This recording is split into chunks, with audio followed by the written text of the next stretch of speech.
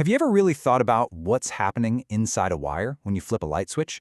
I mean, we all think of electricity as this thing that's just instant, it's powerful, it's ridiculously fast. But what if I told you the little particles carrying all that energy are actually moving at a snail's pace? Yeah, let's dive into the shocking and surprisingly slow truth about electric current. We see electric current in a couple of very different ways. On one hand, you've got the raw, just violent power of a lightning strike. That's a massive, chaotic, unsteady burst of charge.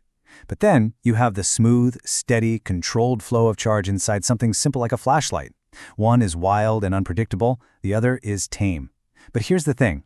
At the end of the day, they're both just charges on the move. So, what are we really talking about when we say current? Well, at its core, it's actually super simple.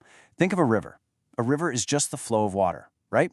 Well, an electric current is pretty much the same thing. It's just the flow of electric charges.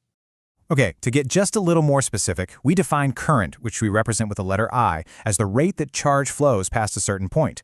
And we measure this flow in a unit called an ampere, or what you've probably just heard called an amp. So the main takeaway here is simple. The more charge that's flowing every second, the higher the current is. And the range of these currents is it's staggering. A single bolt of lightning can be carrying tens of thousands of amps. A regular appliance in your house might pull about 1 amp. But then get this, the tiny electrical signals firing away in your own brain and your nerves, we're talking microamps. That's millionths of an amp. It's an incredible scale. Now this flow of charge, it isn't just random. It actually follows some very specific rules. And the guy who first figured this all out was George Simon Ohm, way back in 1828. And what's amazing is he did this long before we even knew that these tiny little things called electrons were the ones actually doing all the moving. And he gave us this beautifully simple formula, Ohm's law. All it says is that the voltage, which you can kind of think of as the electrical push, is equal to the current, that's our flow, multiplied by the resistance of whatever it's flowing through.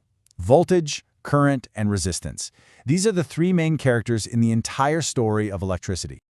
So, what makes something have more or less resistance? Well, for one thing, it's length. Just think about it like this. If you double the length of a wire, you're making the path for that current twice as long. You're basically doubling the length of the obstacle course it has to run, and that doubles the resistance. Makes sense, right? The other big factor is the area, how thick the wire is. If you cut that area in half, you've just created a major bottleneck. You're trying to squeeze the same amount of current through a much smaller opening. And that, you guessed it, doubles the resistance. It's kind of like going from a 4-lane highway down to just 2 lanes during rush hour. But that kind of raises a bigger question, doesn't it? What is actually happening deep down inside the material that causes resistance in the first place? Why is there an obstacle course at all? So let's zoom in, way in. In a metal wire, what you've really got is a sea of free electrons just floating around, moving through this fixed, grid-like structure of positive ions. Those are the metal atoms themselves. The electric current is just the collective movement of this whole sea of electrons. And this is where we get a property called resistivity. Think of it as a fundamental number for any material that tells us just how crowded and difficult that obstacle course is. Copper, for example, has a super low resistivity, which is exactly why we use it for wires. Rubber, on the other hand, has an incredibly high resistivity, which is why we use it to insulate them. Okay, so we have our sea of electrons, we know they run into resistance, now it's time for the main event. This is the part that is going to change how you think about electricity forever. Let's talk about how fast those electrons are really moving. No, really, take a second, make a guess. In a normal copper wire, carrying enough current to power, say, a little light bulb, what's your gut tell you? How fast is one of those electrons moving? Close to the speed of light? Maybe a few miles an hour?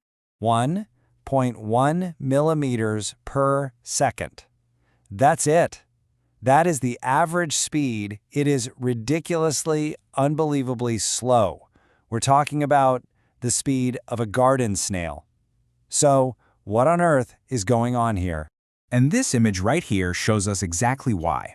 See, an electron doesn't just zoom down the wire in a nice straight line. What happens is, the electric field gives it a push, it accelerates, picks up speed for a tiny, tiny fraction of a second, and then bam, it smacks into one of those fixed ions. It loses all its forward momentum, gets sent off in a totally random direction, and then the whole process starts over. It's this constant, chaotic game of pinball that results in a very, very slow overall drift in one direction. And there's an official name for that. It's called drift velocity. It's that slow, net average speed that's layered on top of the electron's much, much faster, totally random thermal motion. Now let's put that 1 millimeter per second into some serious perspective. The copper atoms themselves are just randomly vibrating at around 200 meters per second. But the electric field, that's the signal telling the electrons to start moving, that travels through the wire at pretty much the speed of light, 300 million meters per second. Our little electron's drift speed is slower than the signal by a factor of, well, a number so big it's hard to even comprehend. Okay, I know what you're thinking. This whole thing creates a massive paradox, right? If the electrons are so slow, how does anything in our electrical world even work? Let's just tackle the two biggest questions this brings up, head on.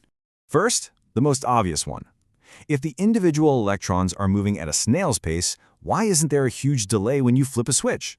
Why does the light come on instantly? The answer is that the signal is what's fast, not the electrons themselves. The best analogy is a pipe that's already completely full of marbles. If you push a new marble in one end, another one pops out the other end almost instantly, right? The signal to move travels through the whole line of marbles at once, even though each individual marble barely moved. The electric field does the exact same thing to that sea of electrons in the wire. Okay, that makes sense. But what about the second big question, power? How can something moving so incredibly slowly carry enough energy to run a refrigerator or create a massive spark? And the answer to that is sheer mind-boggling numbers. A single cubic meter of copper, that's a box about 3 feet on each side, contains a number of free electrons that's so big it's hard to even say. It's 85 with 27 zeros after it. So even though each electron is only drifting along, the total number of charges moving past any given point every second is absolutely colossal. It's not one fast car, it's an unimaginably huge traffic jam moving at a crawl.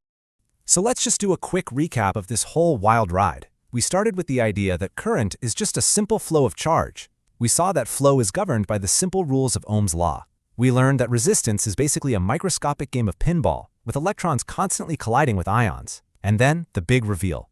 The electrons themselves drift slower than a snail, but the signal telling them to move is instantaneous, and their sheer numbers give us all the power we need.